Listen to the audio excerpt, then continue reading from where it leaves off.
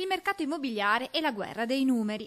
Una ricerca sul mercato immobiliare residenziale in Veneto nel primo semestre di quest'anno ha evidenziato un netto calo dei prezzi con una media regionale del meno 2,7%. Andando a vedere poi nel dettaglio provincia per provincia, Belluno segna meno 4,7%, Treviso più 4,1%, Venezia meno 8%, Padova più 2,9%, Vicenza meno 1,8%, Verona meno 2,3% ed infine Rovigo con il ribasso maggiore del meno 9,3%. Dunque in quasi tutto il Veneto il prezzo del mattone cala nettamente e fin qui tutto normale. A sorprendere però gli addetti ai lavori è quel segno più davanti al dato di Padova e ancora di più davanti a quello di Treviso, dove secondo l'analisi i prezzi sono passati dagli oltre 2.680 euro al metro quadro di gennaio agli oltre 2.790 di giugno. Assolutamente i prezzi sono aumentati, ma sono diminuiti diciamo sui fabbricati anni 70-80 non del 4 ma del 10, 15 e anche 20% sono diminuiti. Sul nuovo si mantiene abbastanza a livelli anche insomma giusti.